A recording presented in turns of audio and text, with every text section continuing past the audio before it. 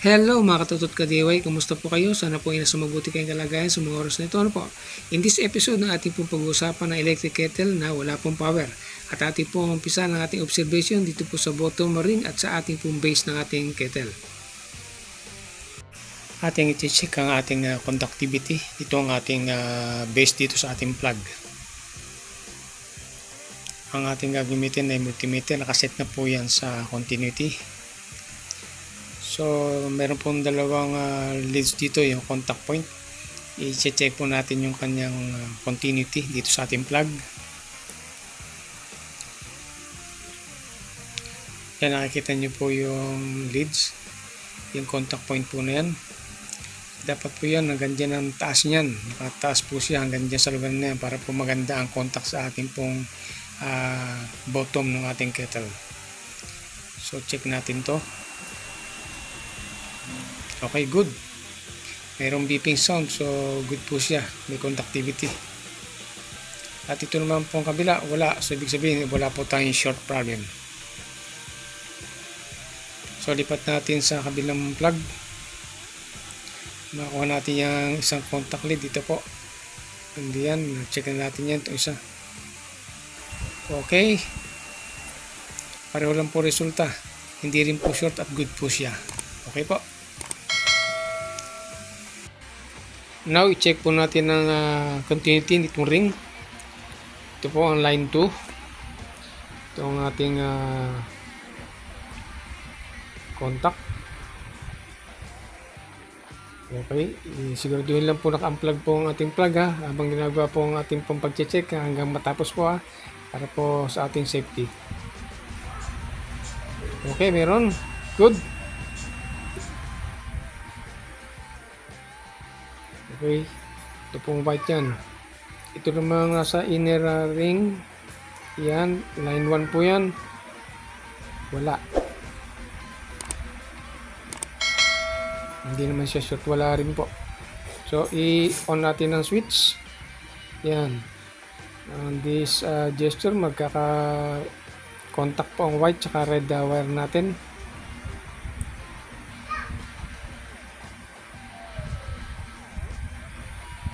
Lagyan natin sa line 2. Ayan, magkakonekta rin po kasi ang white tsaka red. So, line 2 po yung white. So, magkaka-reading din po itong ating red kasi nasa line 2 po yung ating probe o yung ating alligator clip. Nasa ring na line 2. Ayan po. Ayan po. So, hindi po good yung red na wire natin Kasi ang kinuha po itong connection nating white na to. Na tumugon po sa red. Ayan po. Naka-switch on kasi po tayo. Pag switch off mo po yan, mawala yan. Tingnan po ito. Ayan, wala po siya. Wala pa rin. So, atin na po baklasin itong heater. Nang makita natin yung kung nasaan ang kanyang problema. Yung pong dalawang 2 copper disc po na yan, nagiging switch din po yan. At yung kulay puti po na yun ay yung kanyang silicone paste para po hindi gumagalaw doon sa pagkakadikit sa aluminum base. Hop, dahan-dahan lang po, baka ma-misplace natin o kaya baka mawala yung o-ring tsaka ceramic pin o kaya baka ma-damage siya. Kaya iingat lang po pag binubuksan. Ito po, nakikita nyo po ba itong sign na to na letter L stands for live line po yan. At yung N, neutral line po ibig sabihin nun. Kasi sa USA po itong design ito sa isang ground tsaka isa po sa kailan live. Sa atin po sa Pilipinas ay pareho pong 110. Ang dalawang linya, tigisa. So pag pinagsama is 220. Pareho po may kuryente sa atin. Okay? Sa probinsya po, pareho po nung ground tsaka live. Yung pong point of contact na yan na wala namang oxidation, so medyo may gap, so tulak po natin para po siya magdikit. Hindi na po natin tatanggalin yung screw, baka po masira yung alignment o the orientation nitong ating mga metallization dito. Importante po yan. So itulak-tulak na lang po natin para magdikit yung kanyang point of contact. Okay po. Wala naman pong oxidation, walang umido yung ating point of contact. Ito pong portion na to ay konektado po ito sa ceramic pin. Makikita nyo po mamaya. Yung ceramic pin po nakatukod dun sa kakabitan ng metal na yon, metal contact. So try po natin ang line 1. Okay na. O yan, okay na po, nagdikit na po, may contact na po yung ating tinulak-tulak kanina. O yan. Okay. Good na siya. So atin pong higpitan ng kanyang screw para po hindi na magalaw yung adjustment natin kanina. Hindi siya gumalaw at hindi lumuwag. Para naman po ay talagang dikit na dikit siya doon sa kanyang point of contact. Yan. Ito pong point of contact na to ang madalas pong nasisira kapag po may problema ang heater. Iyan lang po madalas masira. At madali lang pong gawin. Yan po kamukha ng ginagawa natin. Kung may umido naman po yan, itatanggalin natin yung screw at iisin lang natin ng sandpaper yung point of contact. So ibalik na po natin itong ating ceramic pin. Malaki po ang usage ng ceramic pin para po maging automatic po itong ating sa base. Ano po?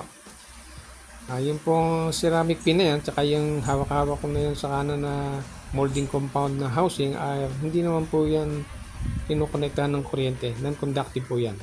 At kung ma-observe nyo, yung pin po ay nakatutok po directly dun po sa dalawang metallic disc. Yan.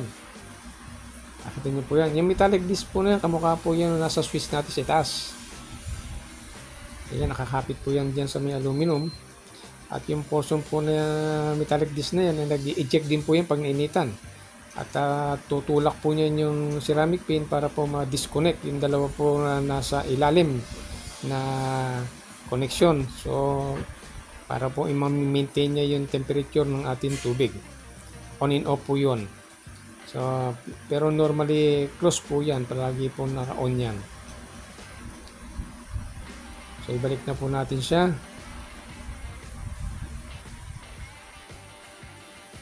Okay, double check na lang po natin kung hindi naapektuhan at okay pa rin yung ating ginawa. Okay pa rin po. May connection na yung ating line 1. So, medyo higpitan natin itong connector. Ayan, sa may bandang ibabaw, itaas natin ipitin para humigpit. Kanina po nung tinanggal yan, inipit ko yan sa magkabilang gilid para po lumuwag at mahugot. Okay. Ingatan lang po yung mga wire natin na sumayad sa aluminum plate po, ano? Para po maluso yan pag mainit. Okay, good. Good siya. So, check po natin connection tsaka switch. Ayan. Nakakapit sa plug yung kabila. Yung kabila, check natin. Ayan, na good po yan. May continuity na siya papunta sa heater. I-off natin. Wala. Okay, good po. Wala pong shorting. Alright, sabihin na natin siya ng tubig para ma-check natin.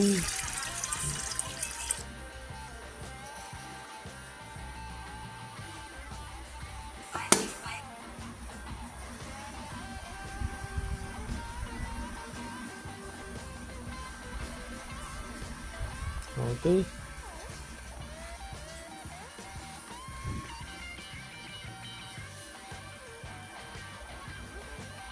On natin. Yan, umilaw. Ano po yan?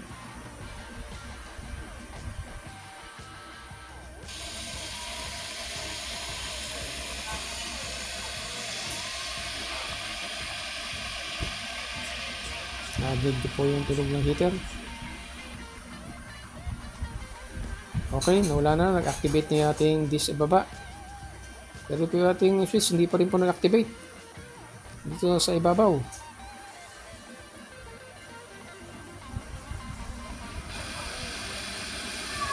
Nag-activate po uli yung ating heater sa ilalim. Nag-on uli yung ating dalawang metal disc doon po. Ano po yung ma-maintain po kasi yung init at lamig ng tubig. Yung metal disc po sa ilalim yung po ang function nun. On and off po yun. Pero po yung nasa ibabaw, yun po ang magkokontrol para tuloy na siyang ma-disconnect sa buong connection.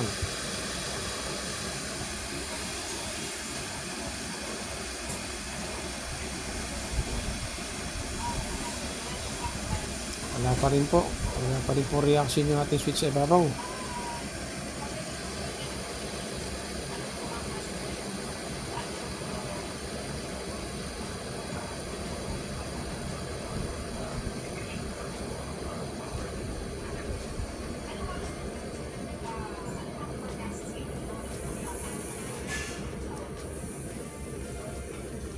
Ito, yung switch na po may problema.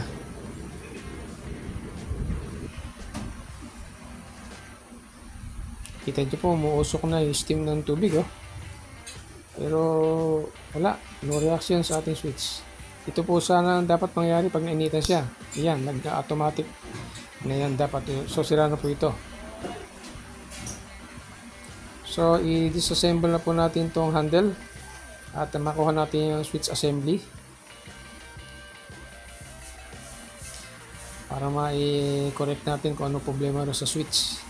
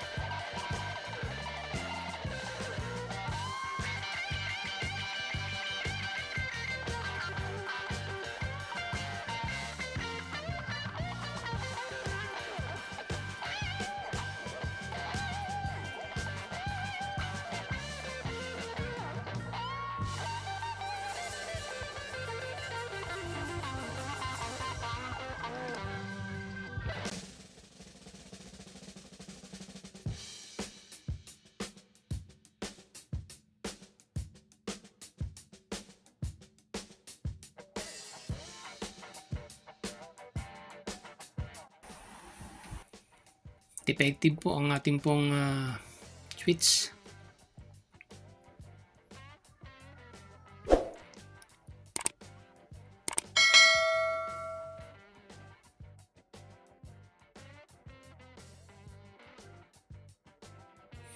Flat na po siya, tsaka po butas-butas na ang kanyang surface. Talagang defective na ito.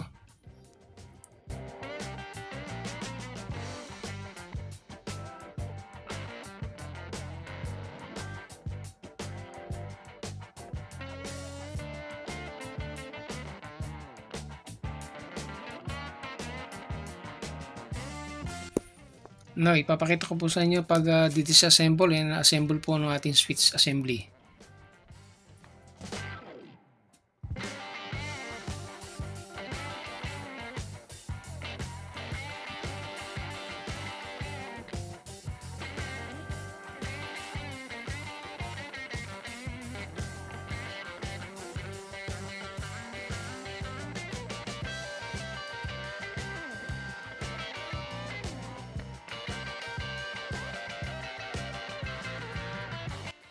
So ganito po ang pagkakabit nitong spring.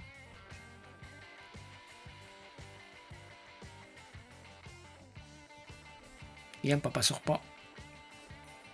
At yung may uwang, yun po yung nakatutok. Yan, kakawit po natin dito sa baba. Yan, tutulak po niya kasi yan eh.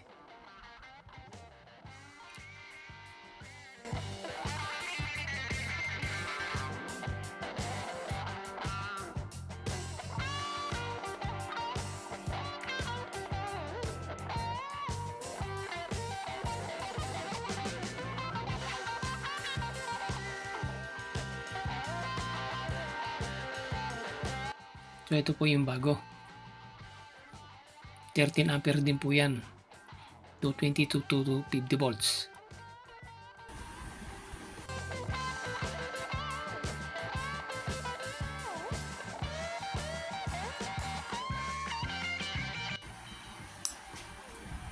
Ito po, testingin po natin itong bago.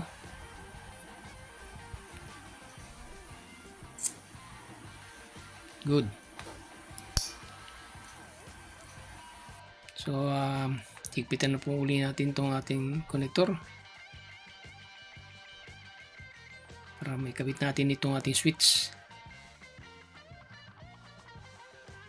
Okay. So, sundan nyo na lang po kung paano pagkakabit po ng ating switch.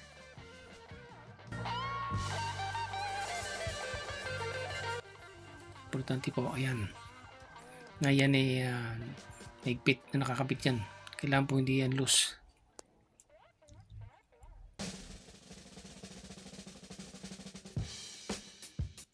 So ito po ang kakabitan natin, ay tingnan natin kung medyo may damage din sa init. So wala naman.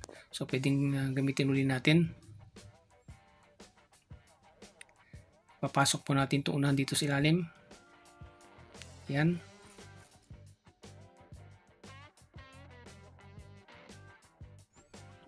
Tama dapat yung butas. Tama sa ilalim tsaka ibabaw.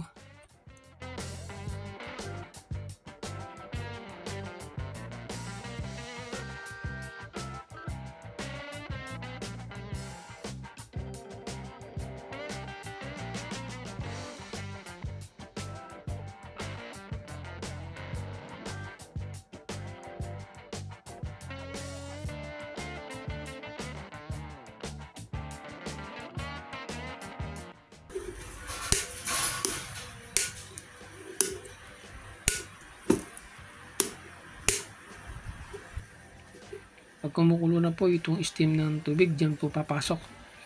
Yan, at and then maiinitan po yung ating metal disc dun sa loob at mag-activate po itong switch natin.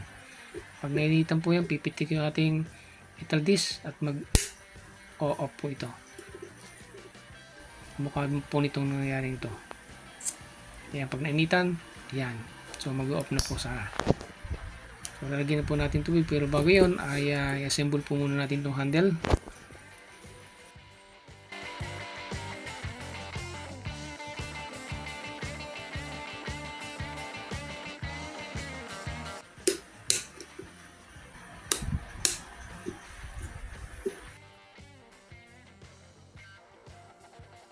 May switch, ayan.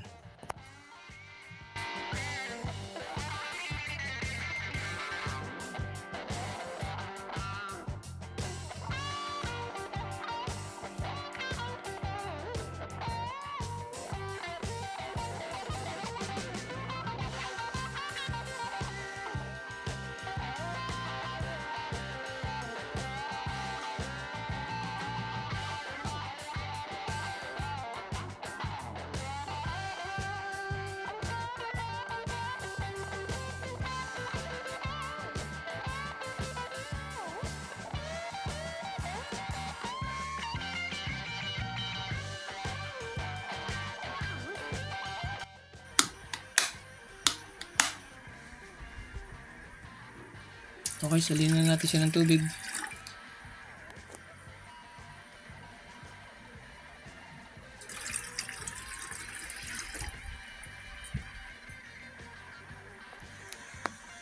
Dalawang baso lang.